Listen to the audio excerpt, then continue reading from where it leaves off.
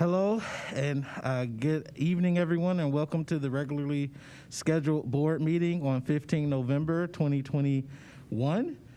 We are going to start by having the roll call by Mr. Pendleton. Before we do that, I just want to welcome two great groups of people in the room for our board. We have our two newest board members. So they are board members elect joining us at the table today, Carla Jackson and Job Perry. And so we want to welcome them to the table. And then we also want to just also welcome our student board members, which we will do a formal welcome to them as well. And thank you to everyone else who is here joining us today for this meeting. So we'll start with our roll call. Mr. Pendleton? Dr. Akbar? Here. Mr. Alexander? Present. Ms. Autry? Present. Mr. Bravo? Present. Dr. Hall? Aye. Mrs. Mansfield? Here. Mrs. McKittrick? Here. Thank you. And welcome to our newly elected board members, Ms. Carla Jackson and Ms. Job Esau Perry, also at the board table. Thank you. Thank you very much. We'll next have our wonderful student board members lead us in the Pledge of Allegiance. So if we all can stand.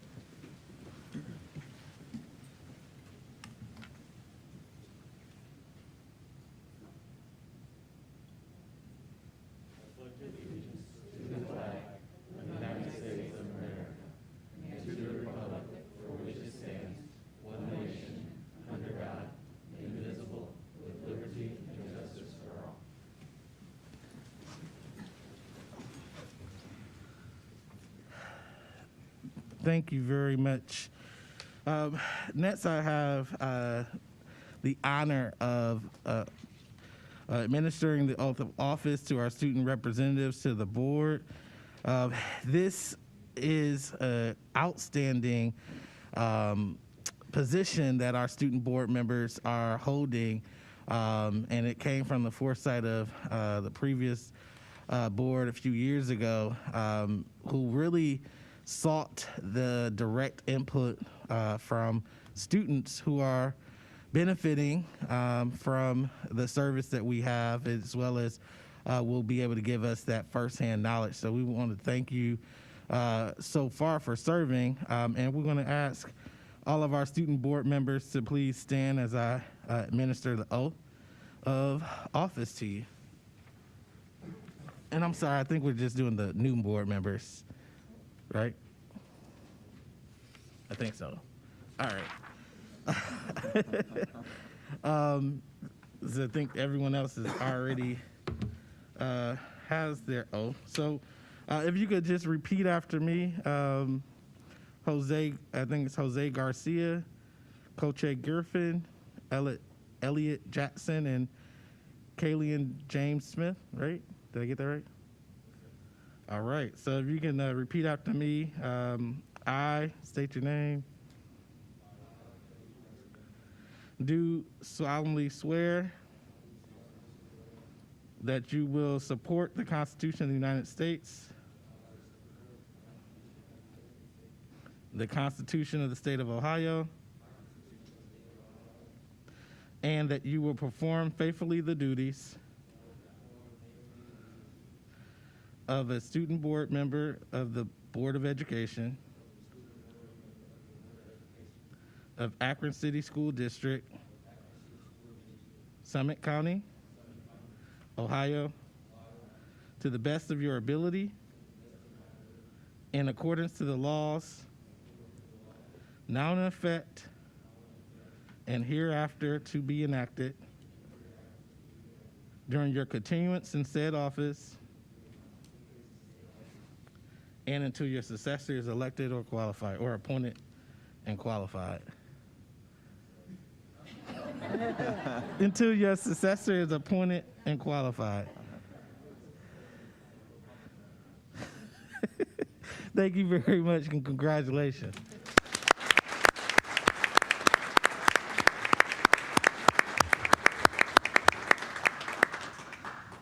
So with that, I'm going to ask each of our student board members if they could please stand at the podium and if they could just tell us their name, what school they're from, and if this is their first year, second year, third year, for some fourth year, as student board members. And we'll just go down the line here really quickly.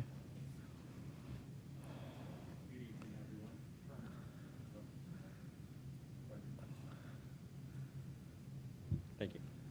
All right. Good evening, everyone. My name is Jose Garcia. I'm a senior at North High School, and some things I like to do are playing soccer and shopping, since Black Friday is around the corner, so I'm pretty sure all of you are looking at the deals right now, so that's me. Thank you very much.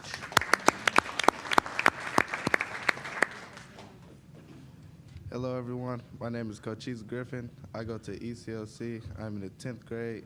Some things about me are that I love football. I play center, and I was recently awarded with All City.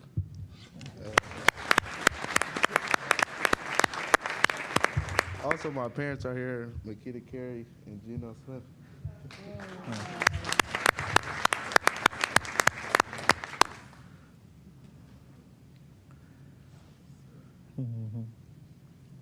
Hello, everyone. I'm Elliot Jackson. I go to Kenmore Garfield High School. I'm in business management. I got selected to be a student ambassador at Kenmore Garfield High School, too. And I love basketball, and also my family is here, too. Lakia, Edine, they got their cameras out. Jamal, my little brother, my little sister.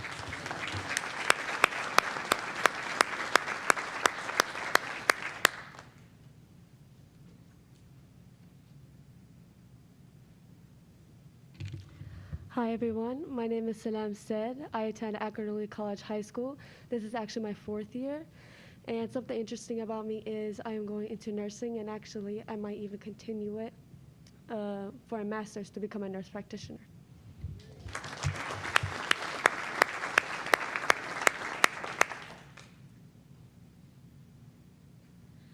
Hello, everybody. I'm Abigail Kearns. I go to Ellett High School. I am in 11th grade. This is my 2nd year as a student board member.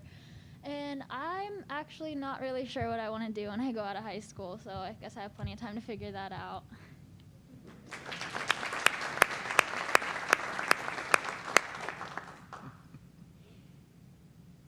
Hi, I'm Cameron Smith, or you can call me CJ, and I'm in 12th grade, and I go to STEM High School, and I want to major in physics.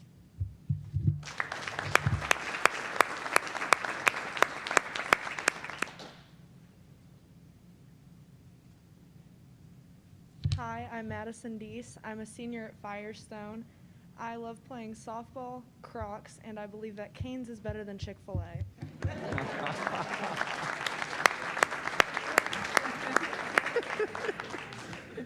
We might have to have a conversation about that, Madison. But thank you very much, and congratulations on being selected to serve. We are excited as a board to get to know you better and actually seeing and hearing from you throughout the year. So thank you very much. Next, we will move to our community and school reflections, and we have 4 individuals who have signed up to address the board, and we will take it in the order that they signed up. And so first we have Lisa Kirchbauer. I hope I said that correctly.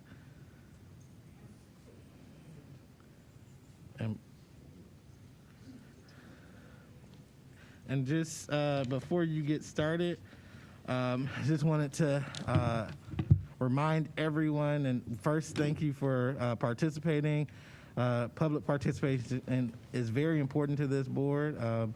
We do ask that you keep your remarks to 3 minutes, and if you have any concerns that are directed towards any staff member, you let us know now, and we can take those in executive session.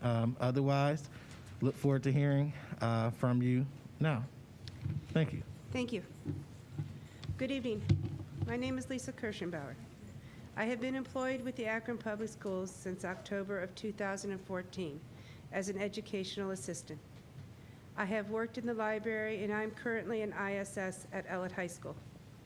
I am here to ask your consideration to please remember that we are essential too. We are important. We are the base of the school. You spoke in the leader about livable wages. and according to the 2021 poverty guidelines, a family of 4 should be making $26,500.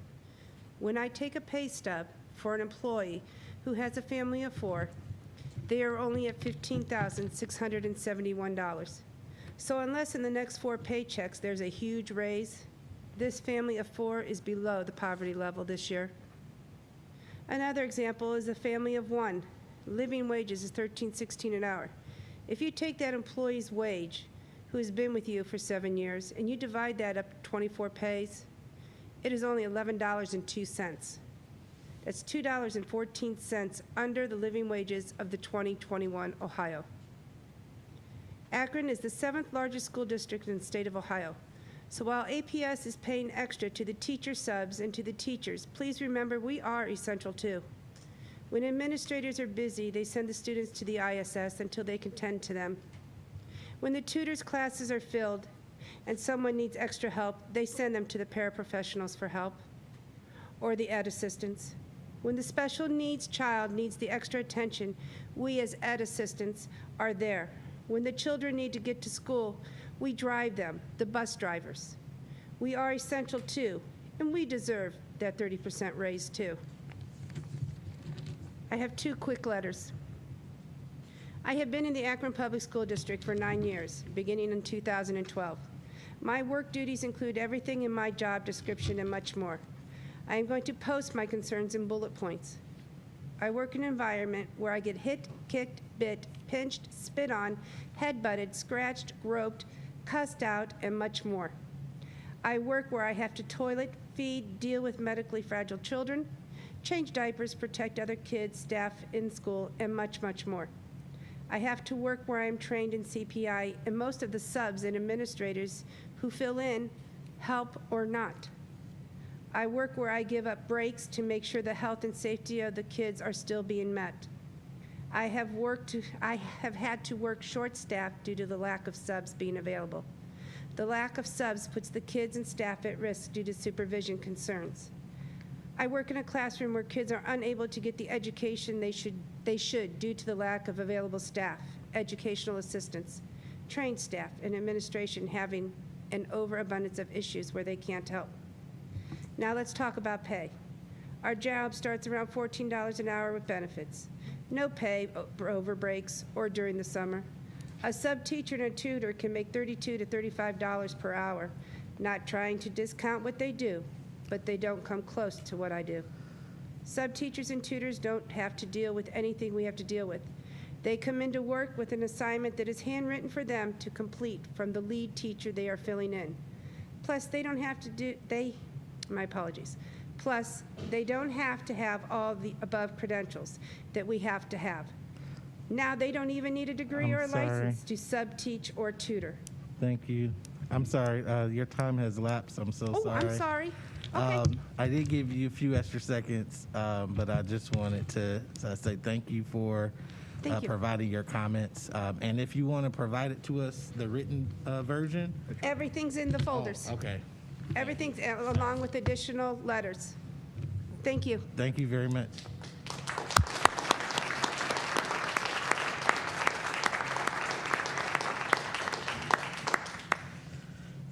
Thank you very much. And next we have Lauren Wise.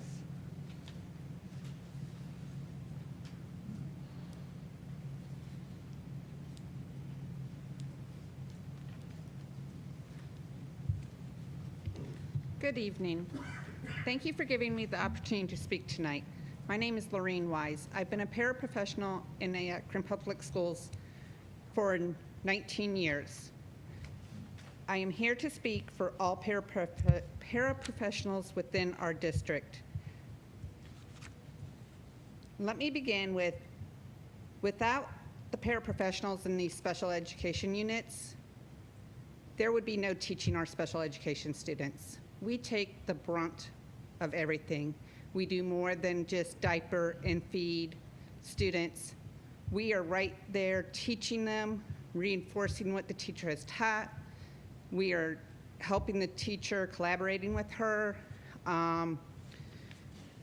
We are putting the students in their standers and their walkers, working on their PT skills up and downstairs.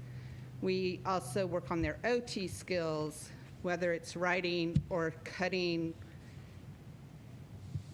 We also do so much that we are not recognized for.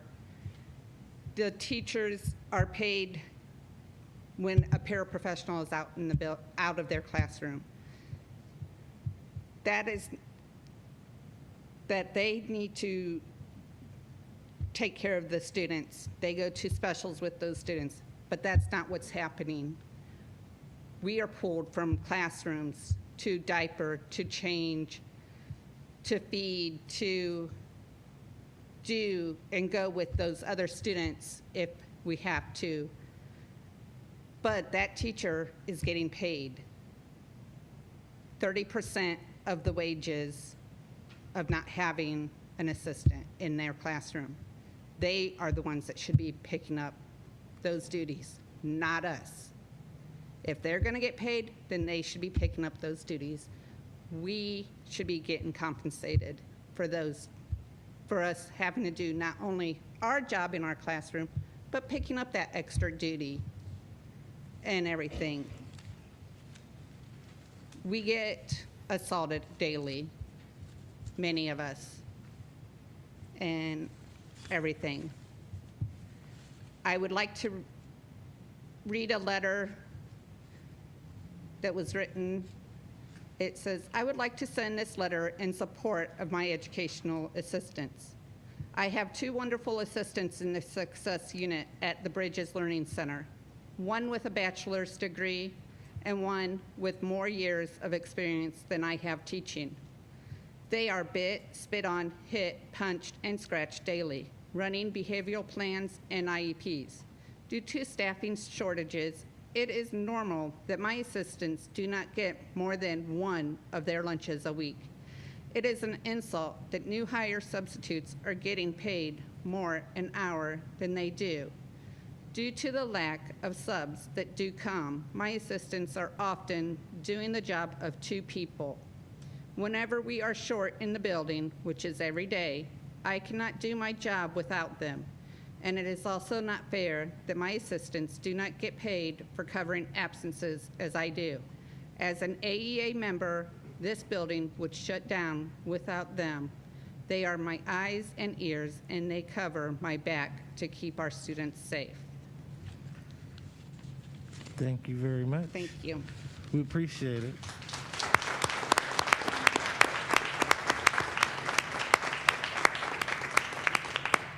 And I apologize for mispronouncing your name. Next, we have Sheila Dawkins Flynn.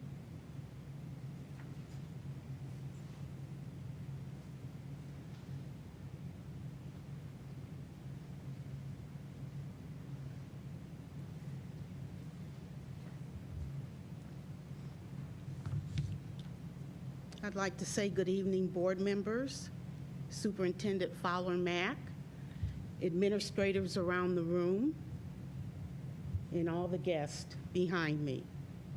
We are not an afterthought. As I see and experience all the dedicated professionals work so hard daily without any recognition or value. They are mothers, fathers, grandparents, and head of households, doing what they love, which is students of Akron Public Schools. No compensation or accolades. Again, we are not an afterthought. As we see others in the district receive all the attention, keep in mind APS has hardworking staff, not just teachers in this district. Again, we are not an afterthought. It's not a good feeling to be underappreciated and forgotten. In the future, think staff when making decisions that affect all of us. Now is the time for the members of the Ohio Association of Public School Employees, Local 689, to speak up and be heard. Inclusion should be reflective of all employees in this district. As a result of this district should and must show action and not just talk. Respectfully, Sheila Dawkins Flynn, President, officers and members of OPSI ASME 4, Local 689. Thank you.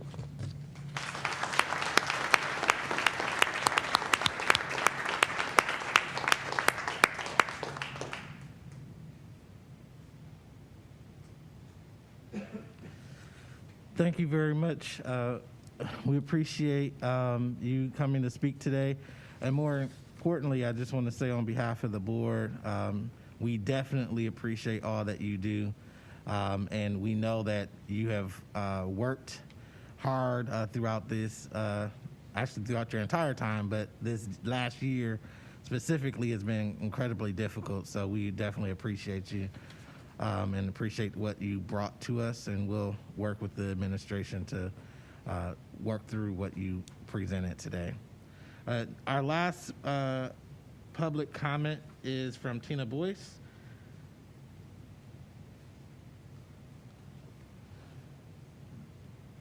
I have a timer, so hopefully that will be helpful. Good evening, everyone. It's nice to see so many friendly faces in the room.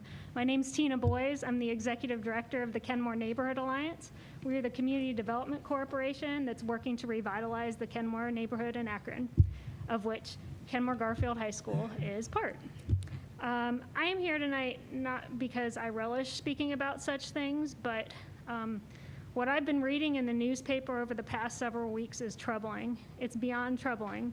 It is frightening for our students, for our staff, but also for our community. For 4 years ago, I stepped away from a high-paying job at a local nonprofit grant-making organization because I believed in the promise of a neighborhood in Southwest Akron that hadn't gotten his due in a long time. In 2002, when Akron Public Schools planned to build new public school buildings called community learning centers, Kenmore was mentioned as one of those community learning centers, but further down the road. Flashback to about 4 years ago, and we find out that never panned out because we were last on the list. We were the newest building and the least in need. Fast forward to where we are now. I don't know how we got there. I don't know who's to blame, but I will tell you that our community is suffering because of what's going on in that building. I fear for the students, I fear for the staff, but I also fear for a neighborhood who has been shot down so many times with so many projects, with so many promises that were never paid off. Right now, Kenmore Garfield High School, I believe just over 30% of the students are from 44314. That's the neighborhood the school is physically in. Next year, that school will be empty. But I implore you, as you work on the safety of this building currently, that you make good on your promises to the Kenmore neighborhood to give something good to Kenmore. I don't know the exact numbers, but I can tell you I reflect many of my neighbors and friends who choose to send their children to other schools, other school districts, and parochials. I remember when we were fighting to keep that school, it was communicated to me that the people who were speaking didn't have kids in the school district, so their voices were not that important because they didn't have a stake in the game. But I will tell you, the reason those students don't attend the district is because they feel they have been shortchanged in our neighborhood. So I just ask from the bottom of my heart, we are working to change perceptions of our neighborhood. This does not help. This does not help. It makes our job harder. But first and foremost, I ask you to please consider these students and the staff, and while at the same time remembering that there's a neighborhood surrounding them, ready to love them, ready to lift them up in any way we can, should we become partners. If we do not have a school on that property, there is no partnership, sadly. Thank you.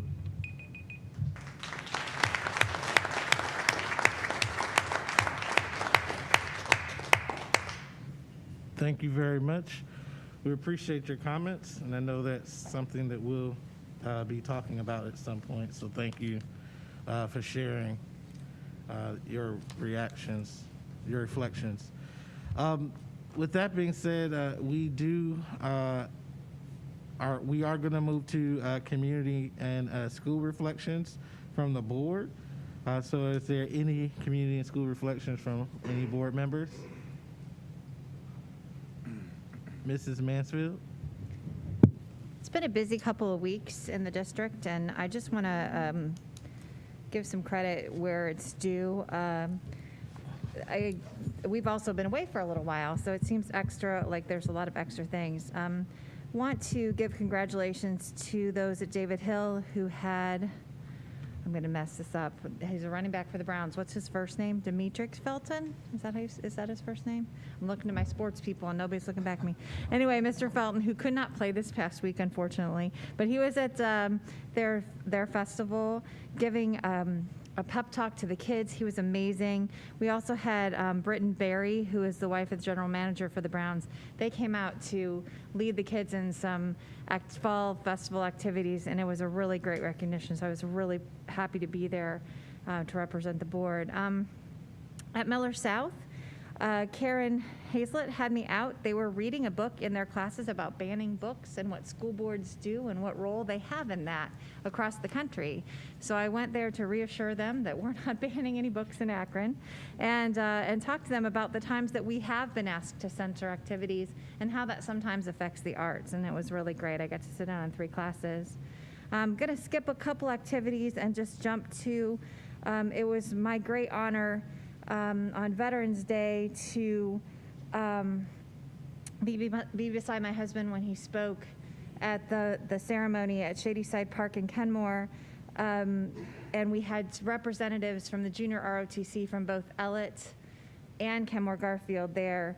And one of the things that stands out to me the most every time that we have those students there is how proud I am that we are the only district in the state of Ohio that has representatives from the 4 major branches of the military through our junior ROTC program. So I'm going to skip the OSBA stuff and all those things because I just want to focus today on some of the great things that I've been able to see some of our students do and how incredibly proud I am of our student school boards, students that are here and the commitment that they're making for leadership as well. So thank you, Mr. President.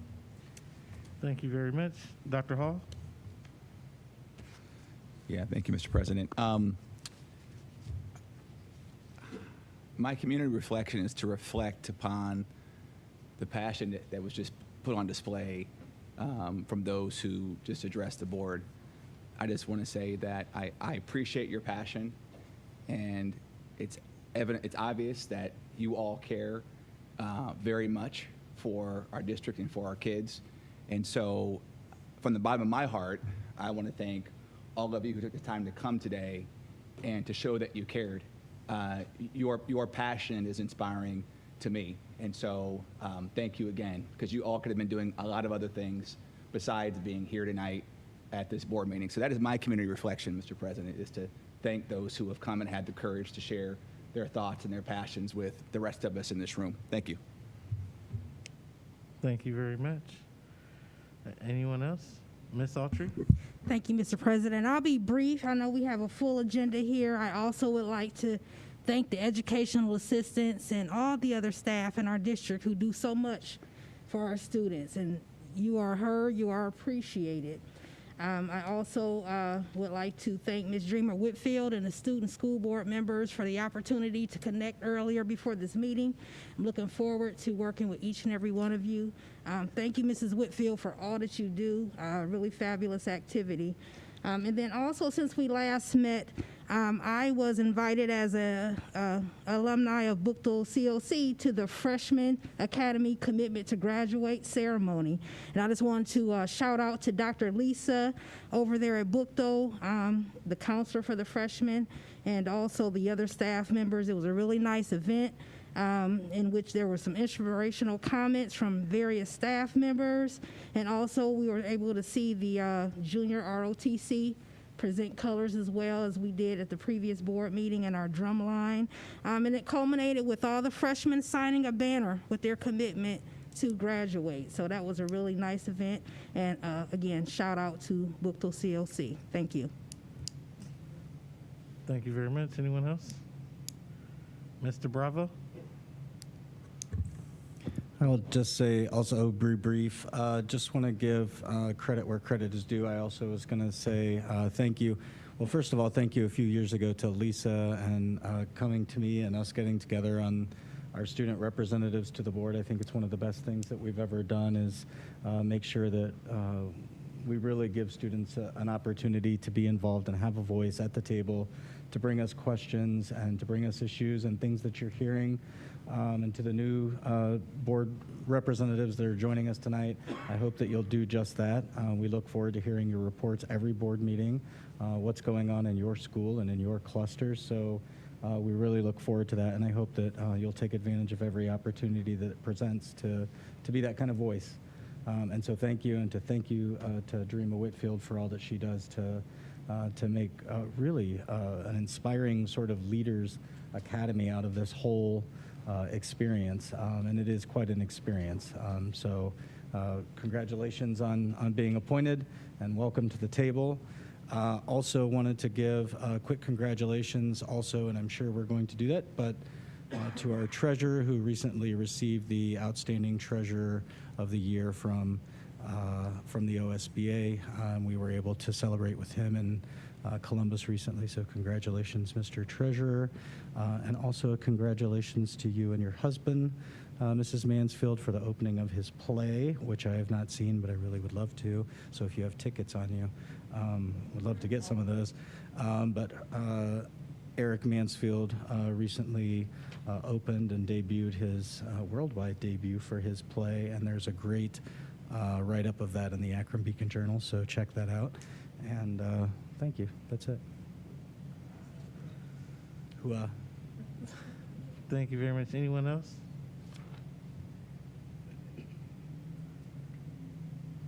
Mr. Alexander? Did you have anything? Okay. All right. Thank you very much. Appreciate that. I'll just add one thing to community and school reflections, and then I think we'll give people time if they need to, about 2 minutes if anyone wanted to leave. But I just wanted to say thank you to everyone who's here and everyone who's participated in our board meeting. One of the things, as I've heard from many of the board members share their thoughts about the passion from our staff members who presented today, as well as Mrs. Boyce. I think that two things that this board made important is hearing the voices of the community as being very important and as a priority of this board, as well as livable wage being a priority of this board. And just so you know, typically in school and community reflections, we don't make any remarks after comments. Most of the time, which is apropos to this time as well, we'll work with the superintendent afterwards to ensure that those concerns are managed appropriately. But I just wanted to say publicly, one, thank you, and two, that livable wage is a priority of this board. And it's not just a talking point. The district is currently doing a compensation audit and review of all of our compensation schedules. And so our board will be reviewing that and making some decisions hopefully in the next few months. So I just wanted to make sure I said that, so that if you don't see something that happens tomorrow, you know that your concerns haven't fallen on deaf ears. And Superintendent Fowler-Mack has presented to us, I think it might even been the last board meeting, on our progress to date on that. So I just wanted to make sure I stated that so that it doesn't seem like we're not listening, because we are. We've also had conversations about what to do next with Kenmore Building, when the school moves out. So that will be a continued discussion as well. So with that being said, we do have a lot of business to go over, but I'm sure some of you probably don't want to hear some of that. So we'll take a 2-minute recess. If you would like to leave, you can. If you want to stay, you can as well. But I just want to give people that opportunity. So we'll stand in recess for 2 minutes.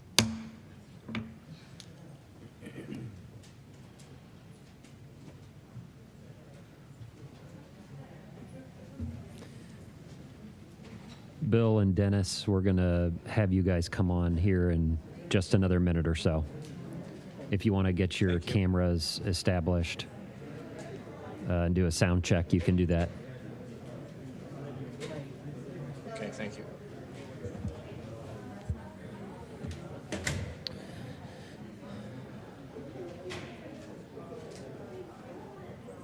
Hey, Bill, how are you? Hi, Ryan. Good to see you. Thank you. Dennis, you on? We're not, let me check on your audio. Okay. I'm on. I'm on. I'm not going to be on camera for a few minutes yet. I'm going to try to get on camera before you come back to us. Go ahead, Bill. Give me another sound check if you would. Okay. I'm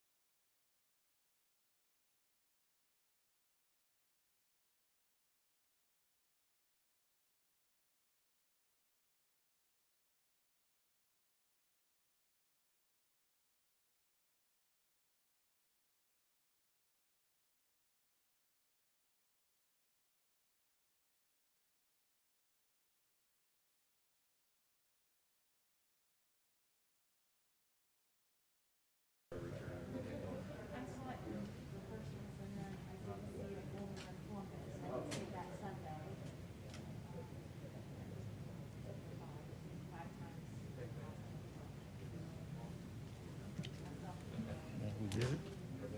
All right.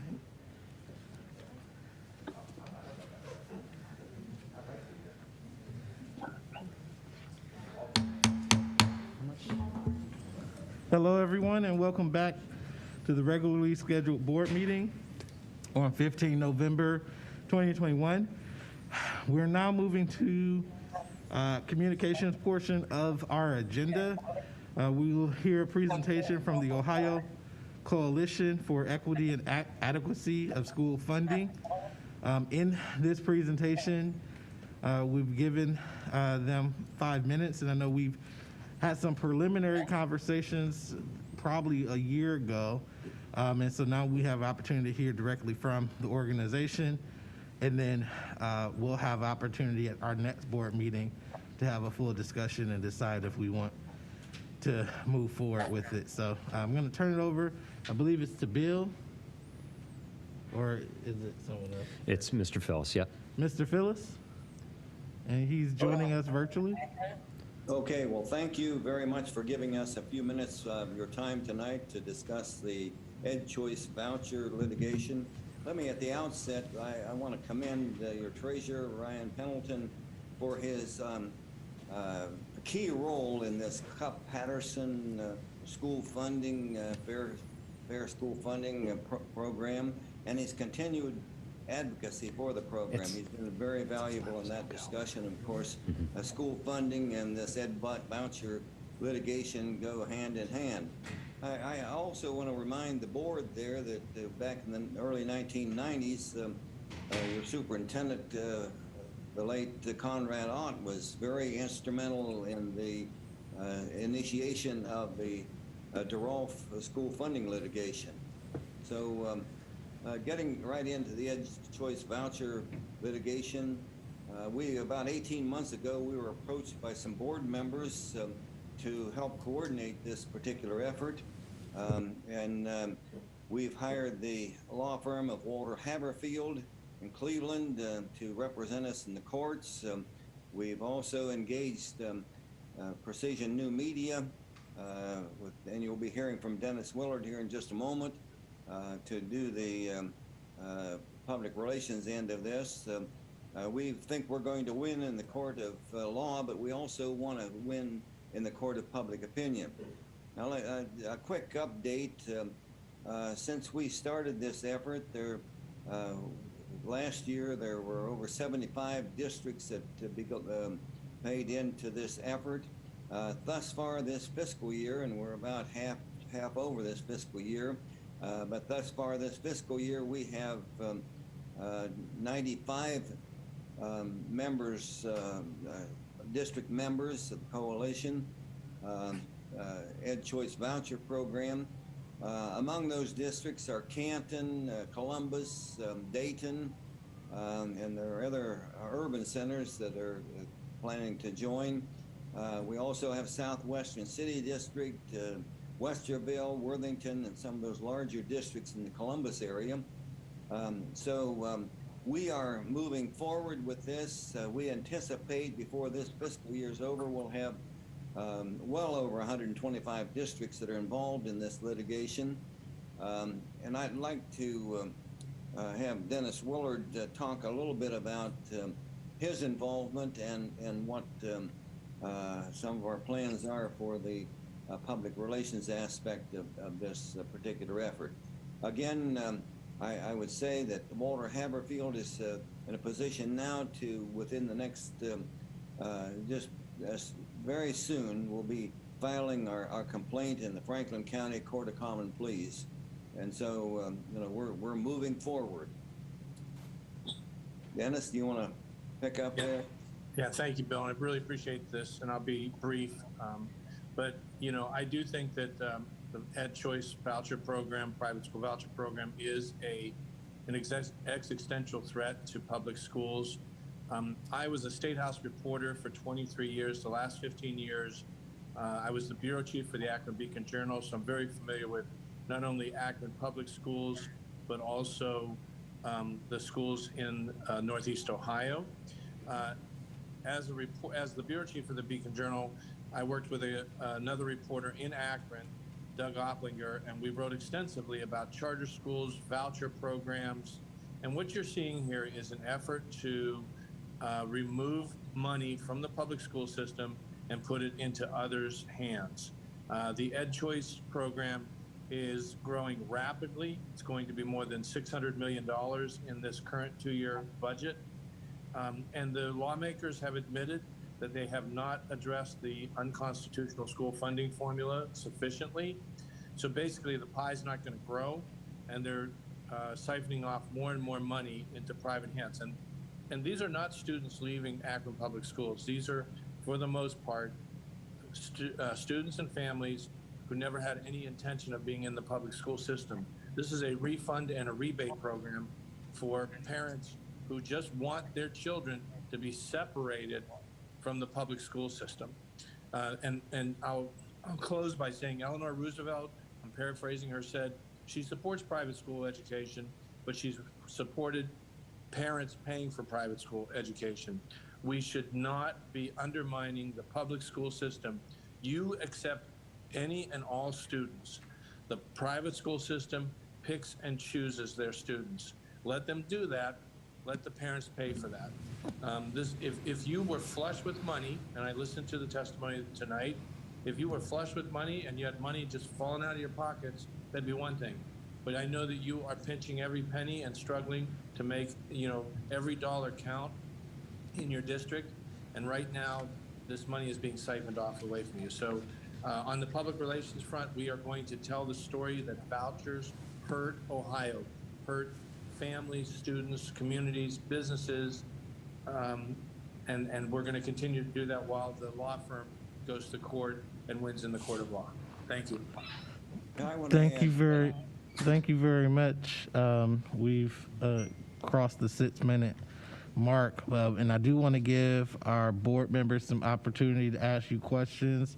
As from my understanding, the purpose of this presentation is for us to consider joining as a member of your lawsuit, and so I want to open it up to board members to ask any questions that they need to ask for us to consider that question at the next meeting. Dr. Hall? Yeah, thank you for the time today. Definitely appreciate it. I guess the question I had was, you mentioned that there were 95, I think you mentioned, that are currently signed up. I'm just curious, and not that you have to have this off the top of your head, you can always email it to us, but I'm just curious as to how many districts would you call, that you would define as being a rural district? How many of them have signed on with this plan?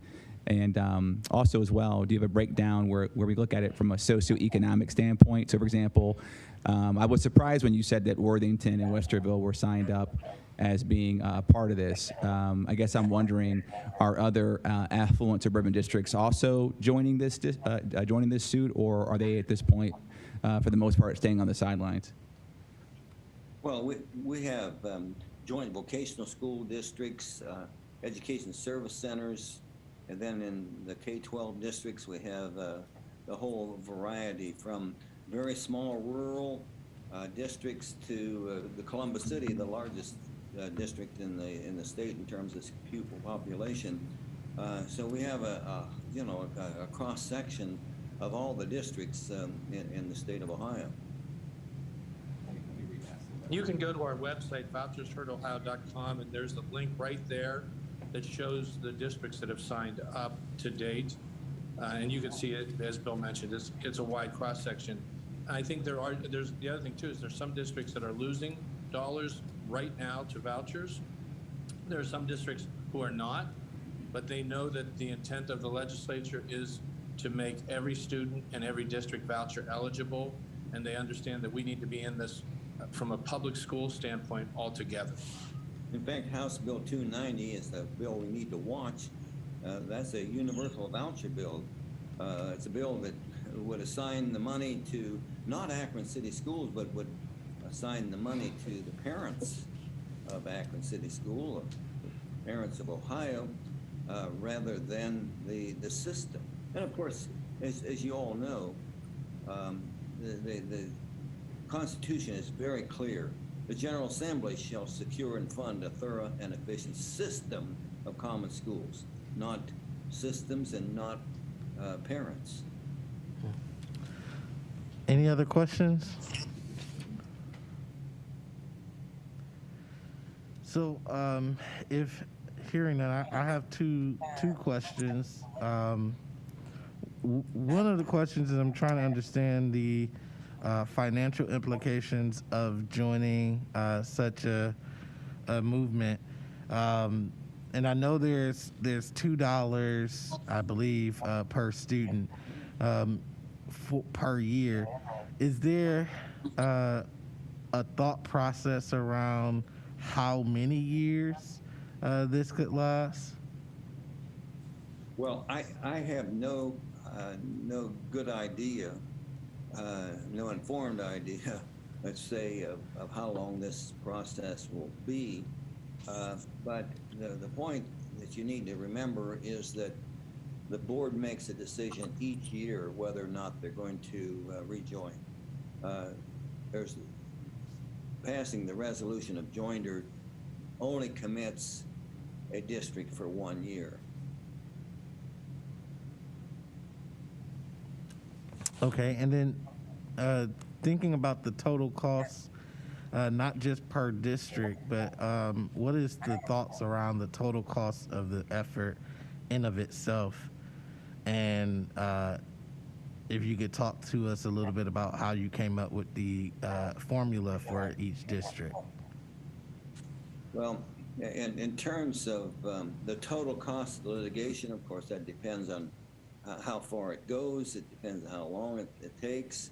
I would, we had some preliminary discussions with the law firm with regard to, how much it would ultimately cost. And of course, they couldn't give us any firm figures, but probably their best guesstimate was someplace in the range of $700,000 or $800,000. But that's, that's pure speculation. It depends on just a whole myriad of things. But the important point for your board is that you make a 1-year obligation and determine each year whether or not you're going to rejoin. One thing I would also add to this is, we are not alone. There's a national group called Public Funds, Public Schools that's helping us with expertise. And we're watching this, a number of states are expanding or initiating voucher programs, but there's also a number of states that are forming groups to push back against this. Right now in Tennessee, a lower court ruled that the voucher program there was unconstitutional. Just recently in Kentucky, a Kentucky court ruled that the voucher program there was unconstitutional. So we believe that there has to be an effort state by state to push back against these programs. The lawsuit ultimately will be decided, but also the pressure of the lawsuit is important too, because without it, we're just saying to the legislature, do what you want, do as you will. And this bill that Bill mentioned, House Bill 290, it's not only universal vouchers, but the sponsor has said he likes what is going on next door in West Virginia, where West Virginia is now giving money directly to families to homeschool their children. So we're not only talking about private vouchers, we're talking about potentially homeschooling. So they are not going to stop. They're relentless. They're not going to stop unless we stop them. And I think the only way to do that is to win in the court of law and the court of public opinion. If in fact they would in the future fund homeschooling, and the people that are now already paying tuition to private schools, it would take at least $1 billion. That's without any other kids leaving the public system. So $1 billion, and as all of you know, the state funds are limited. Taking $1 billion out of the pool of K12 money it would be a catastrophic loss.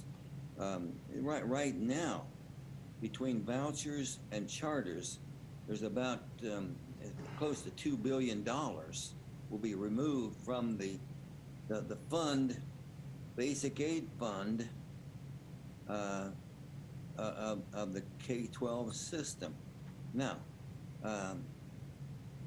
think of that in connection with the expansion potential of House Bill 290.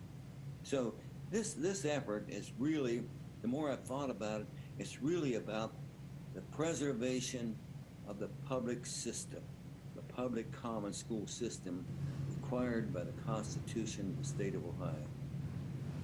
Any other questions? Okay, I just have one final question, and it really goes to just some basic, simple math questions. With knowing that the average school district in Ohio has 2,500 to 5,000 students, the likelihood if you have 95 already and you're going to have more than 100 over, you'll have more than enough than the amount that you need. So I'm wondering, as we are fiduciaries of our state dollars and our public dollars for our students, I'm wondering, could you just describe to us what happens with the money that's over what you need? That's a very good question. I'm glad you asked that. We are not, the coalition and Vouchers for Ohio is not in the business of accumulating resources. We're in the business of just collecting the money that's necessary to fund the litigation and our public relations effort. And if there's sometime in the future that we don't need to charge, we don't need any, obviously, our steering committee, and by the way, our steering committee has a former Chief Justice of the Supreme Court on it, a law professor, an Ohio State University law professor. We have Steve Dyer, who's used to be with Akron Beacon Journal, and he's now with the Ohio Education Association. We've got board members from Westerville, Worthington, Columbus, and board members from all across the state. So that steering committee obviously is going to be as concerned about coalition money as they are their own school district monies. So anything that we would, in fact, if this litigation would be terminated sooner than we thought, it might be certainly on a pro rata basis, money could be returned to the school districts. So just be assured we have good people on the steering committee who will, who are also fiduciaries. So as I said, we're not in the business of just accumulating resources. We just want to be able to fund this litigation. Thank you. Ms. Alexander? Yes, thank you guys for presenting. I have a question. I wanted to know how many of the top 10 school districts as far as population who are involved with the organization? You mentioned Columbus, you mentioned Dayton. What other school districts? Well, there's Southwestern City District, I think in the Akron area, Barberton, Woodridge. I don't know that the top 10 in terms of student volume of students, but I just don't. I can't answer any further than I have. Dennis, do you have any? No, but we can get that information for you. We are talking to all of what are considered the big 8 districts, and are having good conversations with them about joining. Many of them have already, like Columbus, and as Bill mentioned, Columbus is the largest district in the state. But we also, it's really important that we do have that wide cross collection of districts when we go into court. So we're we're working just as hard to get small districts, rural districts signed up as we are the urban districts. But I will say this, that this voucher program was sold to the public, saying that they were going to help children trapped in poor performing school districts escape those districts. That's what this was designed to do, going back to the Cleveland voucher program, the original one. But it's actually having an opposite effect, and we would be glad to get information to you about this. Steve Dyer, who Bill mentioned, was also a state lawmaker from Greene in southern Summit County, and he has done research on this, and he's showing that this has the reverse effect of helping impoverished children, and particularly minority children. What we're going to do is we're going to resegregate the schools. We're going to have two distinct, separate, and unequal systems of schools here if we continue along this road. Because what's happening is the private schools get to pick their students, and they are picking children that look like their other children. And if you look at the press conference that was held just a few weeks ago to tout House Bill 290, they had there with them a member of the Coalition for Christian Virtues, and he got up and said, we should be able to pick the schools and pick the places where our children go who think like us, he didn't say who look like us, but he said who think like us, who have the same belief system as us. This is about resegregation. And Bill and I and the others, we are committed to fighting on behalf of all students in this state. Thank you so much, Dennis and Bill, for your presentation today. We do have to move forward. But in the spirit of board members who may have other questions, in the next 2 weeks, Ryan will make sure that everyone has your emails, and they can email you directly as well. Thank you. Thank you very much. Thank you so much. Thank you. No problem. Again, Mr. Bravo?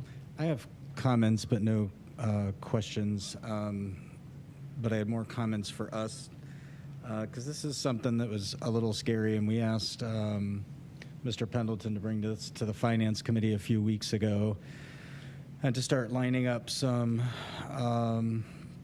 support around us so that we can make some better informed decisions. And it really is one of those things where even in my own mind, I'm kind of grappling with, especially in light of the proposal that we would join a lawsuit to try and prevent this type of legislation from taking hold. And it's kind of one of those, whether you can afford to, whether you can afford not to. I mean, there's a real judgment call here to be made.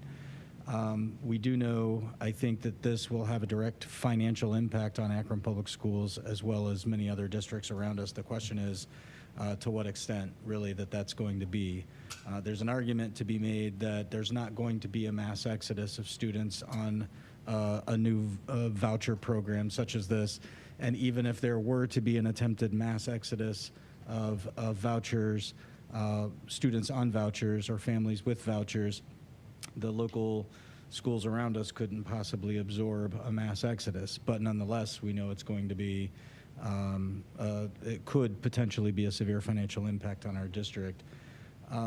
It should be noted, too, that our district, of course, the built environment of our district was built for a certain number of students, and we know that we have made some decisions, and we even heard sort of the repercussions of some of those decisions tonight, that, when this $800 million program started a number of years ago, we had a much different story. We were at 35,000 students, and we're now hovering around 20,000 students.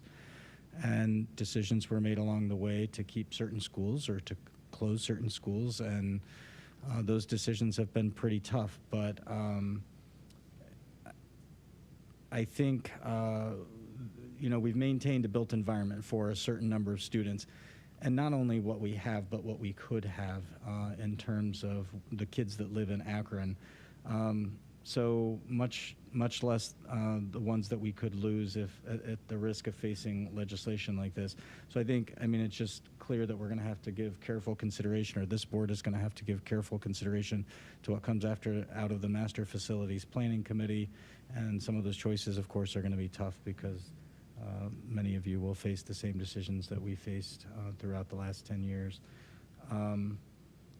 But obviously, we all know sitting here that we do well to remember that we need on the front end to encourage families to stay with Akron Public Schools and to realize the opportunities that are available here, and to give families every reason to not want to choose a voucher to go anywhere else.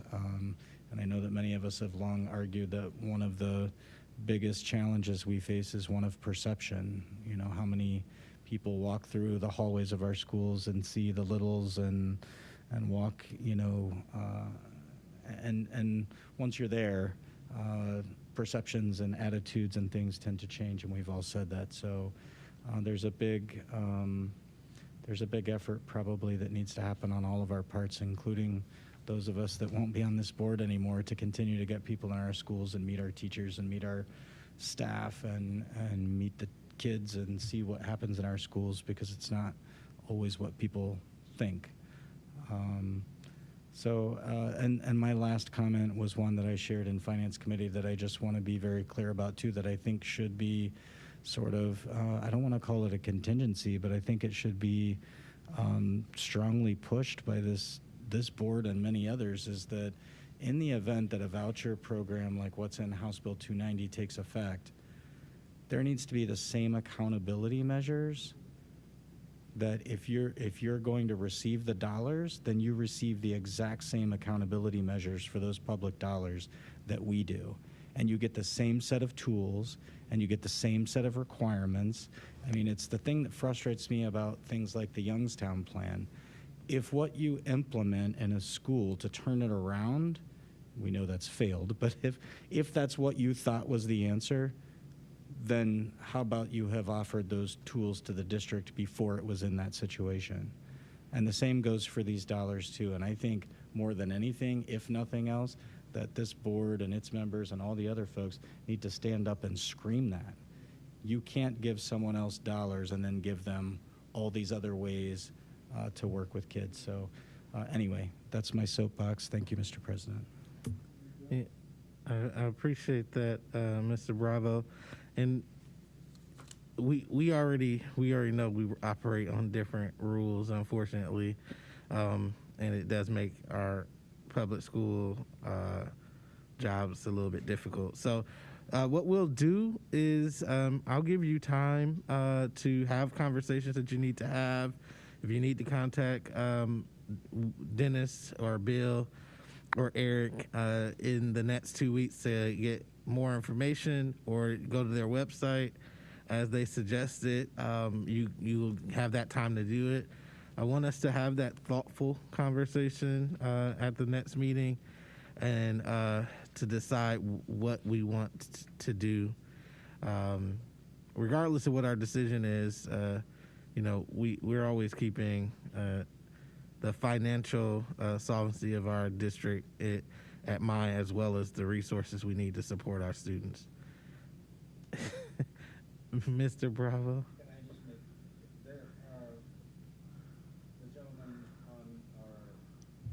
the gentleman the gentleman that joined us virtually also made mention of some articles that were written and some research that was done. And I just want to point that out because I remember those articles as they were talking about them. And one of them,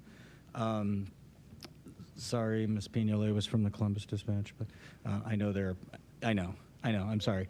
But, you know, they did some articles recently, and Akron was highlighted in one of those articles earlier this year that was pointing out that, quote, in 88% of Ohio cities where vouchers are used, the data showed better test results for the public schools. And when it came to Ohio's 8 largest cities, 5 of the districts, Akron included, and reported higher proficiency levels. So again, oftentimes I don't know if it's a perception thing or if it's, you know, a resegregation as was suggested there, or what the motivating factor is, but a lot of our families that are leaving with vouchers are leaving for worse performing schools than what we're offering here. And I just, he pointed that out, and I just wanted to bring that up, and I found the article. So it was from September 8th of 21, and it's a dispatch article. So thank you. Thank you very much. And so we'll cover this at the next meeting. Next, we'll move to approval of the previous meeting minutes. So moved. Sorry. Thank you very much. But I'll read the dates first, then I'll take a motion. We'll do the approval of the previous meeting minutes on the regular meeting from Monday, October 25th, 2021, the special meeting on 1 November 2021, as well as the special meeting from 9 November 2021. Is there a motion? So moved. It's been properly moved by Ms. Autry. Is there a second? Second. It's been seconded by Mrs. McKittrick. Any discussion? Hearing none, roll call vote, please. Mr. Pendleton? Mrs. McKittrick, Yes. Dr. Akbar, Yes. Mr. Alexander, Yes. Ms. Autry, Yes. Mr. Bravo, Yes. Dr. Hall, Aye. Mrs. Mansfield. Yes. Thank you. Thank you very much. We next move to personnel recommendations. Madam Superintendent. Good evening, Dr. Akbar, and to members of the board. I wish to recommend the approval of the personnel recommendations presented in categories 5 through 16 and the additional resolutions in items 17.1, 17.2, and 17.3. And prior to your response to that recommendation, I want to bring to light that embedded within those recommendations in items 16.1 and 16.2 is the unfortunate sharing of the loss of two beloved staff members. First, in 16.1, we recognize the loss of Mary Baker, who passed away on October 7th, 2021, after a battle with cancer. Mary was employed by the Akron Public Schools for over 8 years as a sub-teacher, a sub-educational assistant, and then she was hired as a full-time intervention specialist assistant. She worked as an assistant in the MD classrooms at Harris-Jackson CLC. Mary was known for her festive clothes and hats around the holidays. She organized crafts and activities to teach the students about the holidays and around the world and about different cultures, especially Ireland. Mary loved the kids, teaching them, treating them with goodies, and being their comfort on a difficult day. To all, Mary was generous, spiritual, kind, funny, and a good friend. As well, in 16.2, we recognize the loss of our deeply valued employee, Sunil Haslam. Sunil and his wife, Kelly, have 2 children. His love for his family was apparent every day. He talked about his wife and his girls all the time. He was a family man, and his family meant the world to him. Sunil's passion for football and his focus on coaching and being a role model father figure to students here in Akron was very important to him. He was the assistant coach for 2 years at East, 6 years at Hoban, 2 years at Kenmore, and 4 years at St. Vincent St. Mary, and 7 years at East. Sunil was selected to be the head coach for North football team in 2016 until his unexpected passing. Teaching leadership to young men, being a mentor, an advocate, a father figure, and a constant source of support to the young men he influenced daily really represents Mr. Haslam. Sunil's other job here at APS was the first smiling face most families saw when they entered this administration building in student services. Sunil worked for the Akron Public Schools for 6 years here. His calm, reassuring nature was so helpful for our families and so valued by our staff. Our hearts and prayers continue to be with his family at large and here with the APS family. We move for the recommendation. Thank you very much. Are there any motions for the personnel recommendations by Madam Superintendent? It's been moved by Mr. Bravo. Is there a second? Second. Seconded by Mr. Alexander. Any discussion?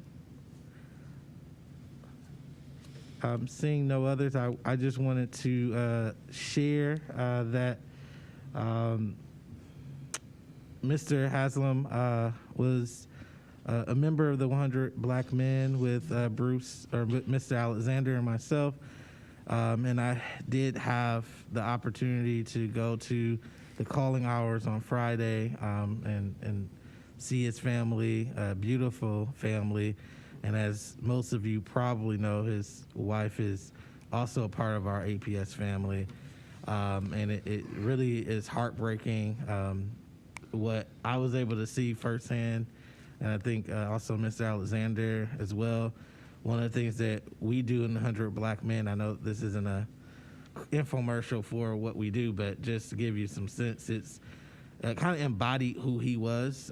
We mentor young men, specifically young Black men, to ensure that they have greater opportunities in life. And he was chair of the mentoring program and membership, and definitely was in the front when it came to making a difference in the life of young Black men. So I just wanted to acknowledge that and say that he definitely will be missed. Yes, Mrs. Mansfield. You know, one of the first times I walked back in this building during the pandemic, he was one of the first people I saw, of course. And I had a mask on, and he and Josh Allen made sure that I got a Viking mask. And so I will always fondly remember, you know, that was a really scary time. And I don't even remember why I was here, but I remember how he made me feel. And I know that that was one of his greatest gifts. So I just thought I'd share that story because it meant a lot. Thank you, Mr. Alexander. Yeah, I wasn't going to say anything, but you know, Mr. Hassel was the type of person that we look for. He had the kids' interests at the front of his mind. That's the first thing that he did, is cared about the kids. I mean, if you ever saw him at the in North High School working with the kids for these past so many years, that's the type of individual we want to work with all our kids, because he does such a good job. He was real kind. He was polite. He was a leader.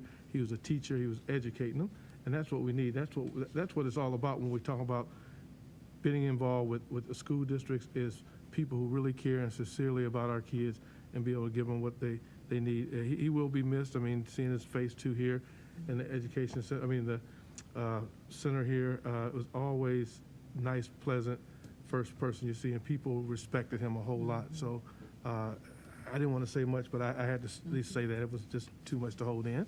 Thank you. Thank you very much. Roll call vote, please. Dr. Akbar? Yes. Mr. Alexander? Yes, abstain from 8.2. Thank you. Ms. Autry? Yes. Mr. Bravo? Yes. Dr. Hall? Aye. Mrs. Mansfield? Yes. Mrs. McKittrick? Yes. Thank you.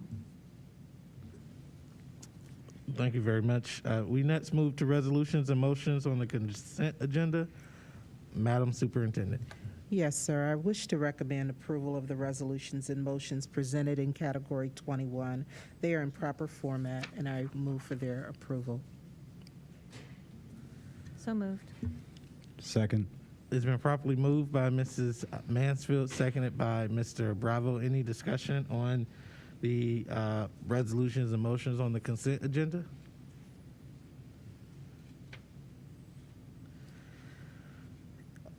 Hearing none. Oh, sorry. I'm so sorry. Mrs. Mansfield. You were very, very intently looking. I just wanted to give a shout out to Deb Folk and Laura Kepler for the fresh fruit and vegetable program. It's something that we started pushing for, and they have worked hard for over the years. And I can still hear Amy Grom in my head talking about bringing programs like that to our kids. So just a huge thanks for that. And I'm really excited to see the item for Ricky Powers Way. So I like that too. So I thought I'd just mention those two. Thank you very much. Anyone else? Okay. Hearing and seeing none, Mr. Pendleton, roll call vote, please. Ms. Autry? Abstain from 19.10. Thank you. Mr. Bravo? Yes. Dr. Hall? Aye. Mrs. Mansfield? Yes. Mrs. McKittrick? Yes. Dr. Akbar? Yes. Mr. Alexander? Yes. And just to clarify for the roll, Ms. Autry, did you Yes. record a yes vote for the remaining? Yes. Okay, thank you. Thank you very much. Next on our agenda is business affairs recommendations. Madam Superintendent. Yes, sir. I wish to recommend the approval of the business affairs recommendations presented in category 23. Is there a motion? So moved. Second. Thank you. It's been properly moved by Mrs. McKittrick, seconded by Mr. Alexander. Any discussion on business affairs recommendations? Any discussion? Hearing and seeing none, we'll move to the vote. Mr. Pendleton? Mr. Bravo? Yes. Dr. Hall? Aye. Mrs. Mansfield? Yes. Mrs. McKittrick? Yes. Dr. Akbar? Yes. Mr. Alexander? Yes. Ms. Autry? Yes. Thank you. Thank you very much. Next, we have the superintendent's report. Madam Superintendent? Yes, sir. And tonight I don't have a large formal report. I just wanted to make a couple comments.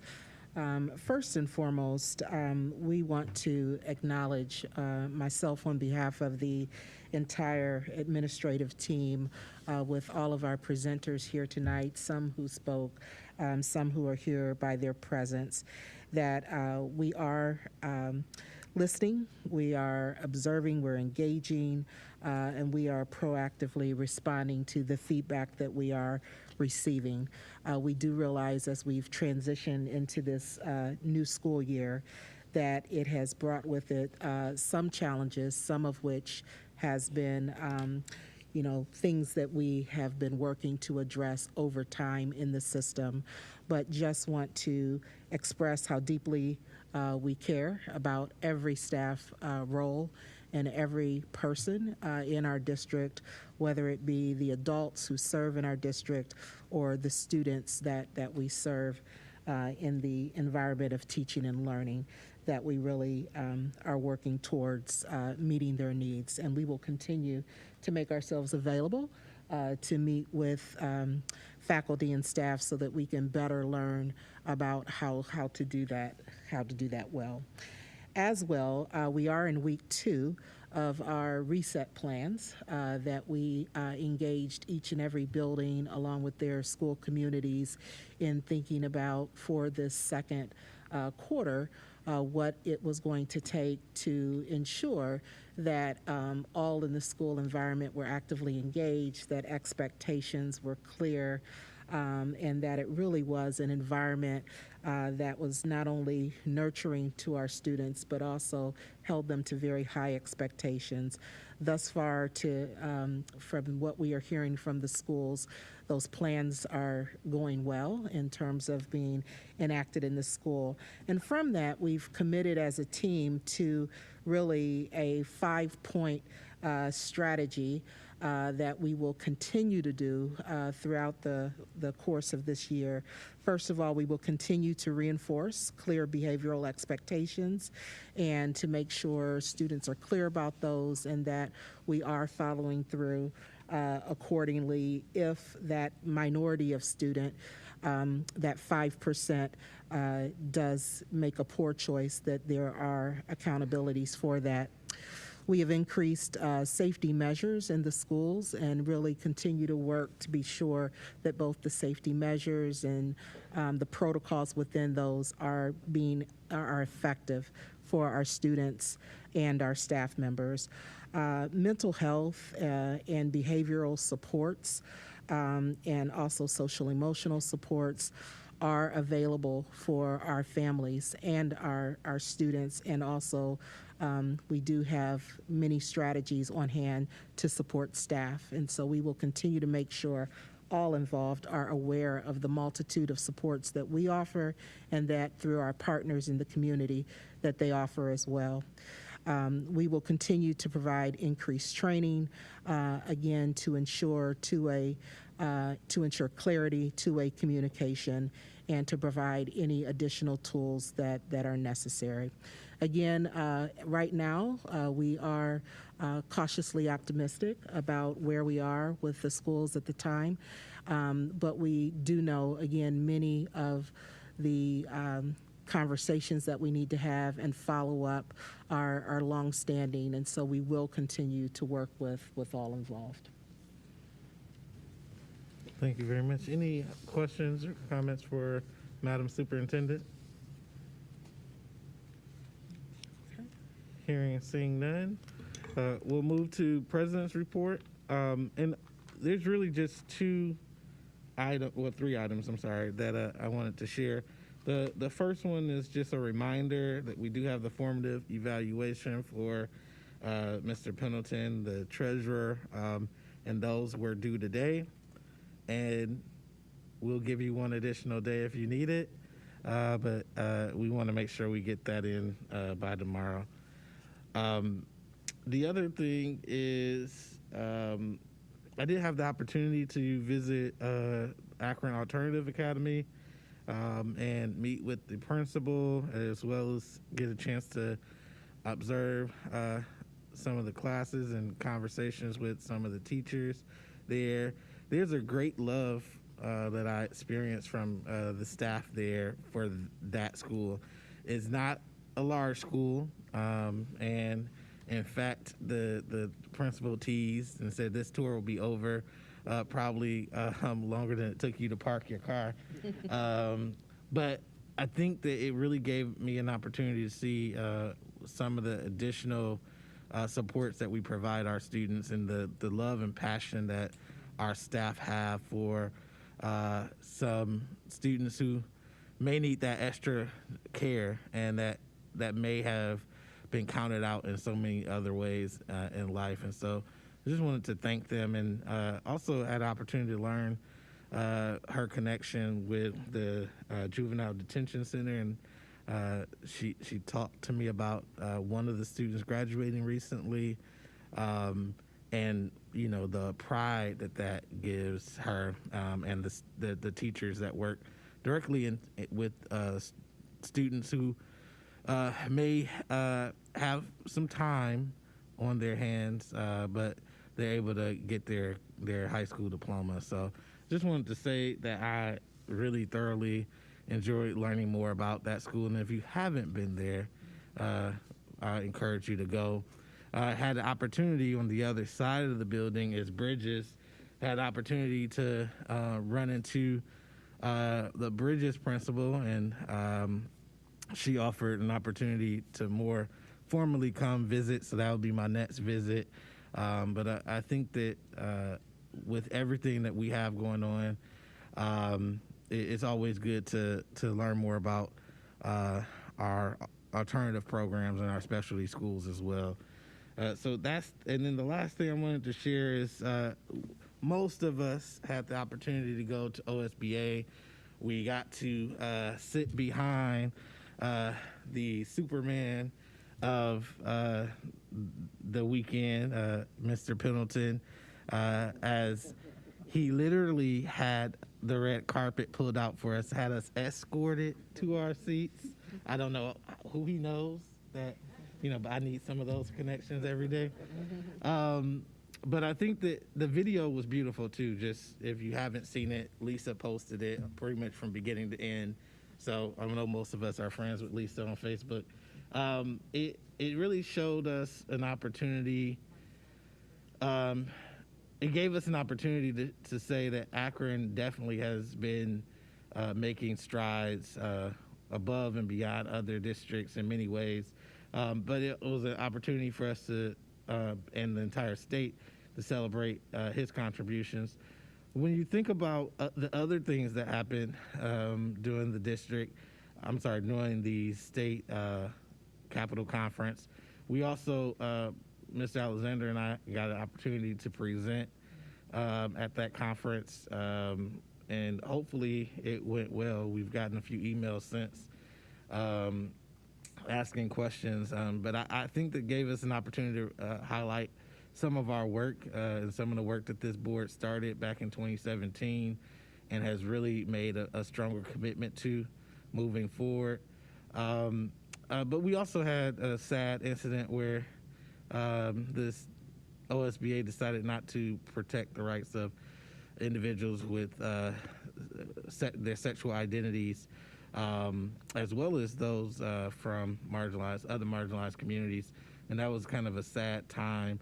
It just reminds us that we have a lot of work to do, and our efforts and dedication doesn't stop, but we also have work to do as advocates for all people at the state level as well. So I'm hoping as we move forward, I know Mr. Alexander was our delegate this time. He's also a trustee. We may give us an opportunity to look at who could be our delegate outside of him holding two hats. So that might give us an opportunity to have a greater voice too. So just something to think about. That is my report. Any questions or thoughts? Yes, Ms. Alexander. I do want to say too that when we're down at Capitol Conference, that Akron Public Schools is on the map, and we're at the top. And when you talk to people and you start talking about the things what's going on in Akron Public Schools, they start listening. They want to know what's going on. So I know that we don't think that we're doing as well. You always think that you can do better, and we can do better. But I wanted everyone to know that we are doing well throughout the state of Ohio, because there's a lot of respect that they have for Akron Public Schools throughout the state of Ohio. So I want us to continue to do the work and continue to move forward so we can strive a little higher and not just be one of those at the top, but be at the top. So that's always my goal, to be at the top. Thank you, Dr. Akbar.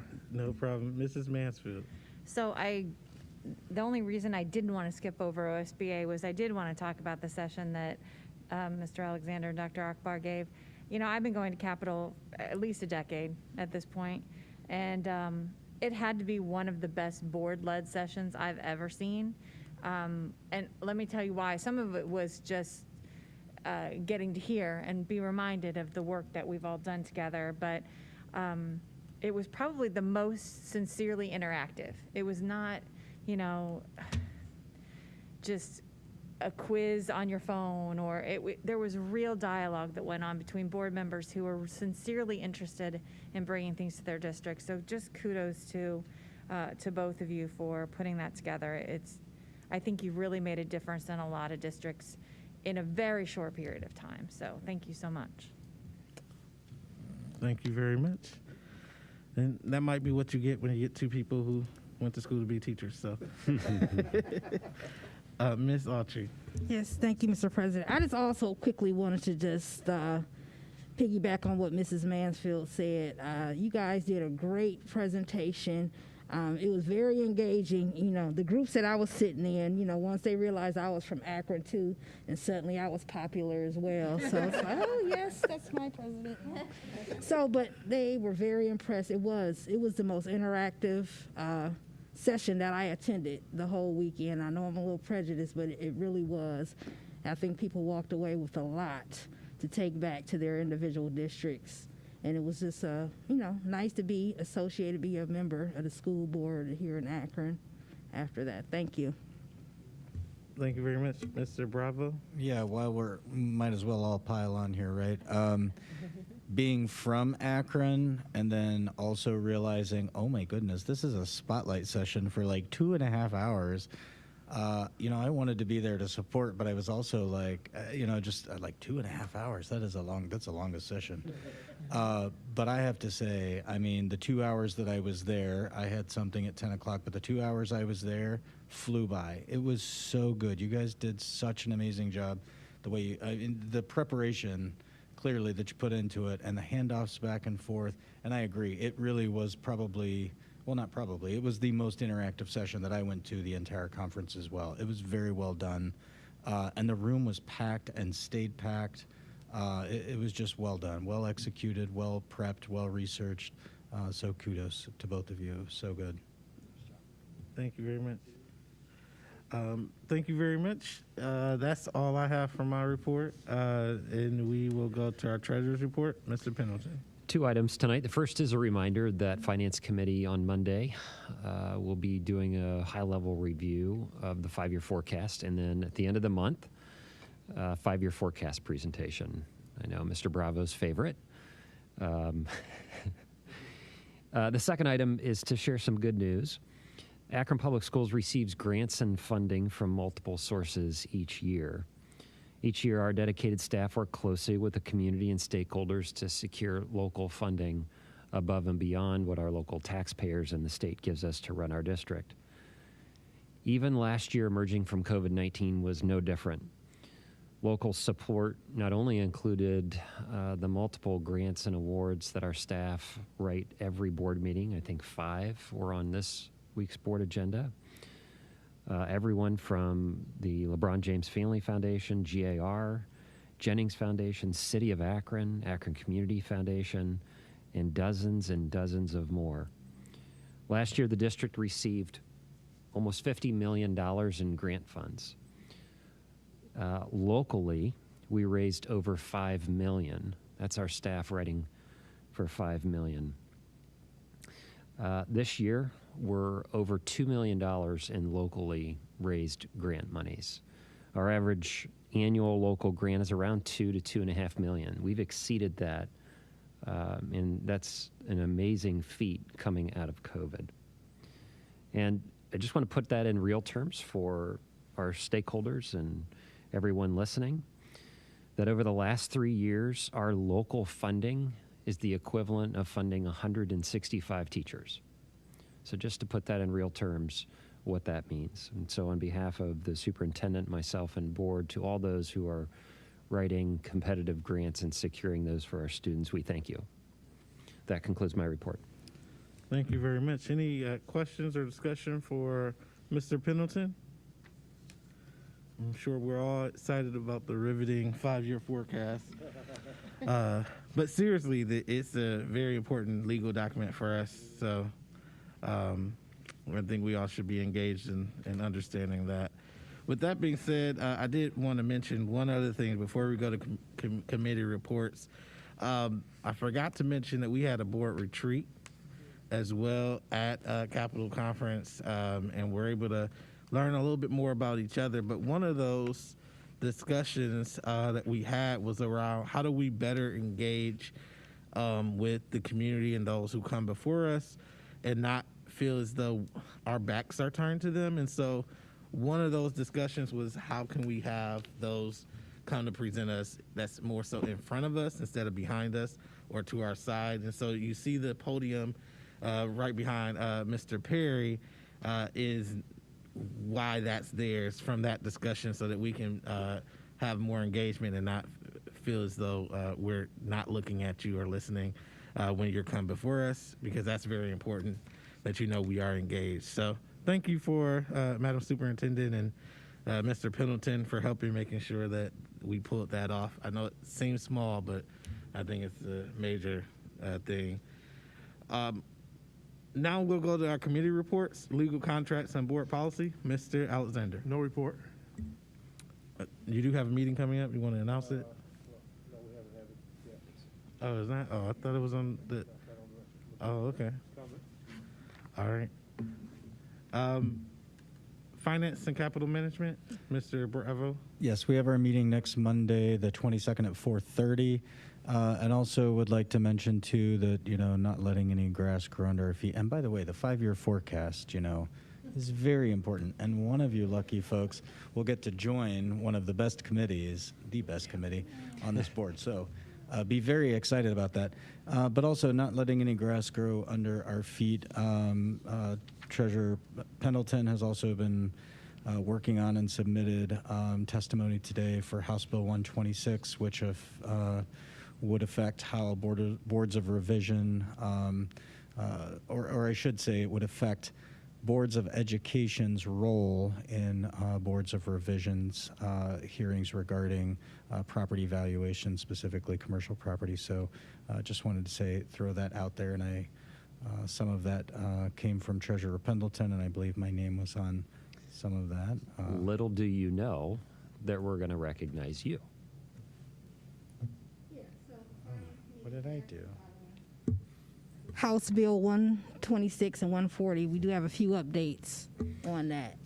So, as Mr. Bravo mentioned, House Bill 126 and 140, but House Bill 126 has been in the news here in front of the legislature over the last 2 weeks. Unfortunately, House Bill 126 is being incorrectly framed for local boards of education, as we know that almost 40% of our revenue is raised locally. And this changes the Board of Tax revision process. And while it's being framed at the State House as the school board challenging property values, what it is doing is protecting a due process regarding property values. And if these changes are made, what will actually happen as corporate partners, as residential partners in a process which removes due process, it will shift the tax burden to other areas of the community that will have no say. And so we're responding with notices of committee on a Friday evening. We're writing testimony. And I think, Diana, you want to take the third point there, and then we can. Mm-hmm. So there were 103 commercial complaints that have occurred in 2021 with the potential loss of $1.2 million to Akron Public Schools. So we currently have the opportunity to challenge these complaints and recoup the revenue. Then also we just want to thank you, Patrick, for the testimony that you offered as well. So Patrick signed on to our testimony over the weekend so that we could respond to quite literally a 24-hour notice to testimony being given tomorrow. So we thank you for your support. Thank you very much. I think one of the things we shared at the beginning of the year that we wanted to be more involved in advocating at the state level, and it seems like we've been doing that. So thank you for all that everyone's done. Next, we'll move to instructional policy and student achievement. I have no idea who's going first. Mrs. McKittrick. Thank you, President Akbar. So we met on November 1st, and we talked about a couple of things. We had a presentation on the alternative programs here in the district. The 10 different programs are for students who either need a flexible learning environment and or a more personalized learning environment to support academic, behavioral, or social emotional needs. Each of these programs is tailored specifically for the unique academic and behavioral needs of students. The goal of these offerings is to have students either transition back to a traditional school setting, but only after meeting rigorous academic, behavioral, and attendance benchmarks, or for some students, a collaborative decision may be made with the family to remain in an alternative program due to the success they are experiencing. We also individually contract for students at highly specialized alternative programs. We currently have 339 students currently attending these programs with a total capacity of 528 seats. So moving forward in our committee, we'll be continuing our review of these alternative programs, including discussions around how we can enhance the communication to families and students regarding these options. You know, we tend to think of these programs, traditionally they get referred through discipline, but some of these offerings are valuable for students, whether they are a discipline transfer or not. So some of the students, including my own son, have been able to take advantage of these programs. So we want to make sure that it is an offering for those types of students who just need that flexibility, discipline or not. And then just to review a few items that were voted on tonight, we approved in Business Affairs 23.2 the Tutor Me program. We talked a little bit about that at the last meeting about how Ms. Stujic and our staff presented to us about this resource for students and families. One of the things we learned the most during the remote learning time was that students do their homework and cover their work at all hours. Anybody who's raised teenagers already knows that, because you're starting your homework now? It's 10 o'clock, I'm going to bed. But one of the things that we do love about this program is that the after hours program has a 24/7 approach. And this program was overwhelmingly selected due to that access. And they have a variety of engagement strategies for students, such as chat, voice, video, or screen sharing. They also have writing labs. I know Mrs. McKittrick talked about this a little bit, with a 12-hour guaranteed turnaround for those who want to have their papers reviewed, and it's language friendly for our English language learners. And then I wanted to go back to item 19.3, which is really exciting, especially as a national recognition. So congratulations to the superintendent and to those who've worked so hard on the college and career academies, as we did approve a $10,000 grant to become a demonstration site for Ford NGL. And those of you who did get to go to Nashville, now people are coming to Akron. So people will be coming to Akron, and the first time we'll be hosting that will be in 2022. And so I can't wait to have them see all of the programs that we've been doing here and just see all that hard work. So congratulations, Madam Superintendent.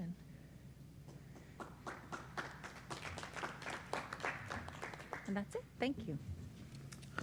Thank you very much. And there's always exciting news coming out of our committees. And our last but not least committee is our equity committee. Dr. Hall. Yeah, thanks, Mr. President. Excuse me. So we last met on November 15th, and we largely, covered 4 blocks of material. Number one, we had board member reports. So Mr. Alexander and Dr. Akbar, as discussed here, discussed their experience presenting at the OSBA Capital Conference. And I think in summation, I think how they characterized it here today previously is better than I'm going to characterize it, so I'll leave it there. But again, it was a fantastic discussion regarding research in equity, and hopefully that will inform strategies that are put in place in the various school districts who were represented in that session. Excuse me. The next section was on Ms. Fowler-Mack did a great job of presenting the district's updates around the district's feedback sessions. And first thing I do want to note that we, as we've evolved around the naming of our initiative, I think we've arrived at excellence through equity. I think that was some feedback as well, and so I think that's fantastic. And so looking forward to having that put on T-shirts and passed out to everyone in the room and in the district. Excellence through equity. Looking forward to that. Please, let's do that. Actually, that'd be awesome. Also, we talked about there was something around the various committees. So, for example, we have a DEI steering committee. We also discussed the composition of the core team and various subcommittees that we loosely have names assigned to as it stands now. One of which is a culturally responsive sustaining and education committee. The second one is the environment or culture and climate committee, and the third one is the family and community engagement committee as well. So we've got requisite representation on all those committees. I think there were some recommendations around some additional folks to consider on the family and engagement portion of this. But again, there's still work to be done around identifying the theory of change or theory of action, because this also informs what the entry points are going to be with regard to this work in the district at the district level. We also, Ms. Chapman also provided an update as related to the Family Pulse Survey that was developed in concert with SEI. And so, she's really trying to use the plan is to use this survey. Well, she's already gotten some pretty good feedback. I think 674 responses thus far. She's pushing to get more than that. But it's really meant to be a survey that informs the work of the family and community engagement teams. And then I think last but not least, we talked about the employee resource groups. So we, as it stands today, we have 3. Well, I should say that we're still kind of in that forming, storming, norming phase. Where as it stands now, we have 3 groups that really have coalesced thus far. One is the Akron Educators for Social Justice Group, or AESJ is kind of the acronym that they've adopted thus far. The second one is the New and Existing Employees United, or NEEU. And then the third is APS Pride. And so again, these groups are still in kind of that forming, storming, norming phase. And so there may be some changes to the names of one of these committees, or we could see another committee sort of grow out of one of the 3 that are currently in place. But I think one of the things that we talked about was that these groups are for great catalyst, also will be great catalyst for socializing our equity vision of excellence documents as well. So and then once that's done, I think that the schedule is to complete. Oh, and I skipped this part. We're also we've also, I should say, the superintendent has also been out socializing this with various stakeholders as well. That our vision document, our excellence through equity document, and so I think the goal is to have that wrapped up by the new year. And I think once that's done, I think we can sort of start to move forward with the theory of action and theory of change. So still, again, a lot of robust work being around that. So again, a lot of thought and considerations going into that. I know many of you in this room are involved on one of those committees. And so again, I want to thank you for your commitment to forwarding excellence through equity. That is, Mr. Alexander, was there anything that you'd like to add, or Dr. Akbar? No, I think you hit it all, but it's going to be, I think what's going on in our school district when we start talking about equity is going to be really nice. It's going to be beneficial, not just for the students, but for the district. And I want to say in that meeting also that we had, there was a lot of good suggestions that came out, and it was a very, very good meeting. And I'm looking forward to seeing what the work and the outcome will be from what we're doing now with the district, Madam Superintendent, and everyone in the district will be doing around this equity piece. So I think all the students will be able to benefit in the district as well. So it's been good, and good report, Dr. Hall. Thank you very much. Any discussion or questions for the Equity Committee? Hearing and seeing none, we have no unfinished business to come before the board. We'll move to new business. Is there any new business? Hearing none. No new business, and there's no need to recess into executive session today. And so with that being said, it sounds like that's the end of our agenda today. So we will entertain a motion to adjourn. Second. It has been properly moved by Ms. Alexander and seconded by Dr. Hall. Thank you, everyone, and we'll see you in 2 weeks. Good meeting, everyone. Day. And actually, our next meeting is after Thanksgiving, so have a good Thanksgiving, everyone.